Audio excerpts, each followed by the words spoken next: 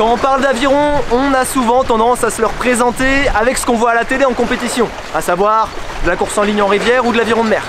Mais l'aviron, ça peut aussi se pratiquer différemment et aujourd'hui on va vous parler de randonnée.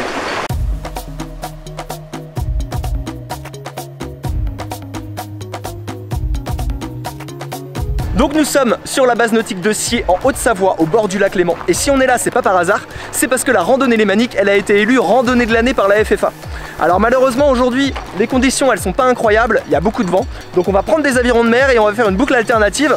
C'est comme ça, le sport outdoor, on n'a pas toujours les meilleures conditions, mais ça va pas nous empêcher de passer une bonne après-midi.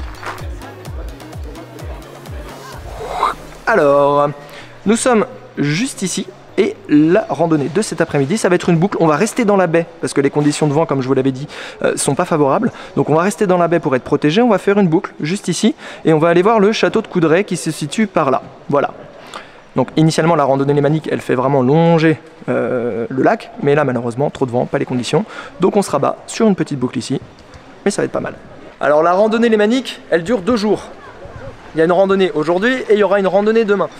Nous, on va faire que la randonnée d'aujourd'hui, mais demain, si les conditions le permettent, et je l'espère pour les participants, ils devraient aller à Ivoire. Et commence à y avoir du monde un petit peu, ça se remplit.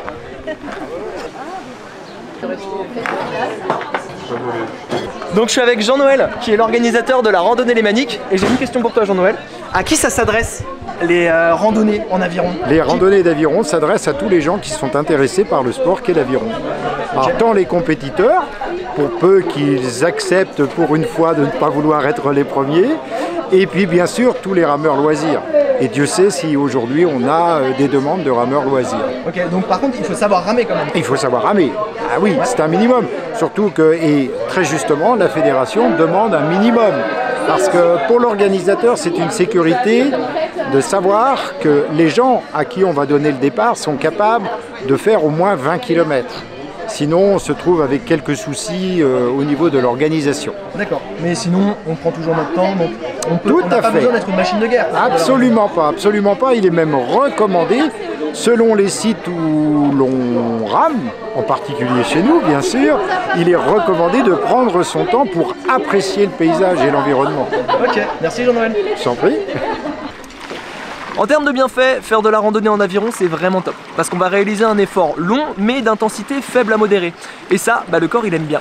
Quand on fait du sport, on n'est pas obligé à chaque sortie de se donner à fond, même les sportifs de haut niveau ils savent lever le pied. Donc voilà, le mot d'ordre aujourd'hui c'est de prendre son temps et de profiter de l'aviron différemment.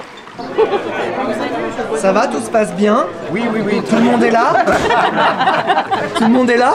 Nous avons tout notre monde. Presque. Ça fait combien de personnes là aujourd'hui? 115. 115 personnes, ok. Ça fait du monde un peu. Pardon? Ça fait du monde un petit peu. Pardon? Ça fait...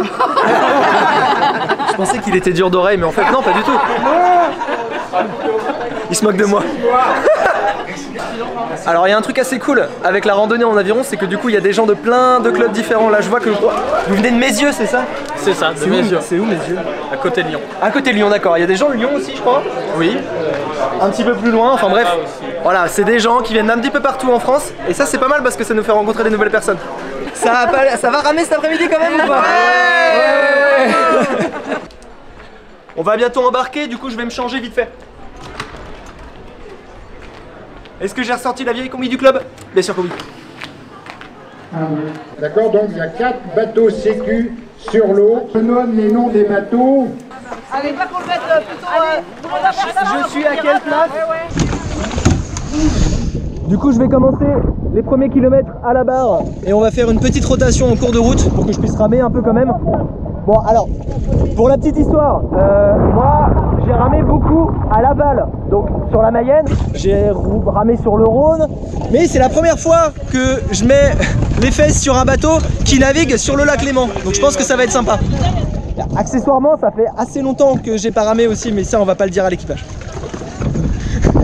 Il était pas au courant. Ils sont contents.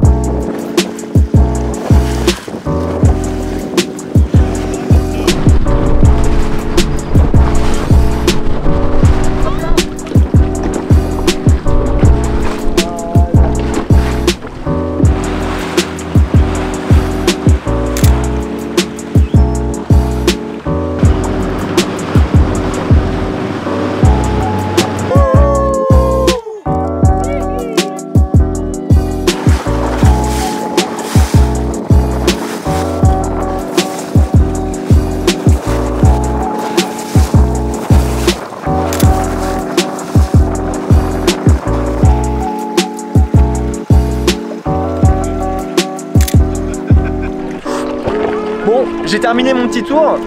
Finalement, l'aviron de randonnée, c'est vraiment le meilleur moyen pour découvrir de nouveaux sites. Parce que les itinéraires, ils sont tous faits sur mesure de manière à observer du patrimoine. Par exemple, la randonnée lémanique, on peut observer le château de Montjoux, on peut observer le château de Ripaille. Aujourd'hui, on a pu voir le château de Coudray parce que bon, on a dû refaire un peu l'itinéraire à cause des conditions de vent.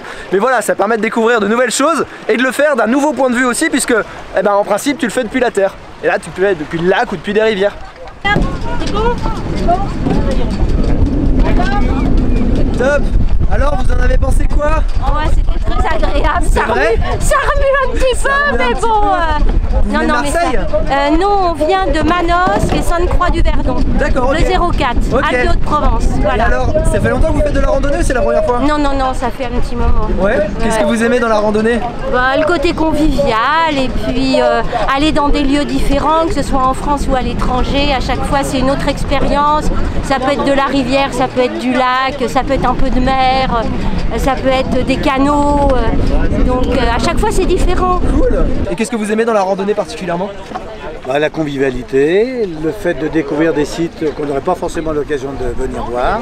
Le fait qu'on prend son temps, il n'y a pas de compétition. Ouais. Et puis c'est sympa, on voit de beaux paysages et ça fait du sport. Et en plus, donc on joue à l'utile à l'agréable. Voilà, c'est ça. Cool, merci. Je vais le dire en face caméra, on vient de me faire la remarque, on ne dit pas le lac Léman parce que Léman ça veut déjà dire lac, donc ça veut dire qu'on dit le lac-lac, ce qui n'a aucun sens, voilà.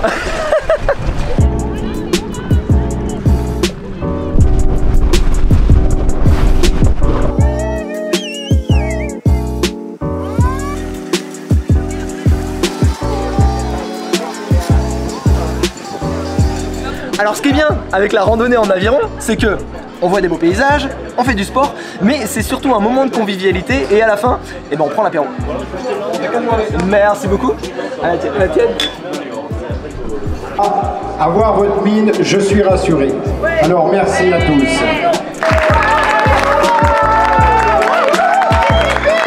Est-ce que vous avez passé une bonne journée?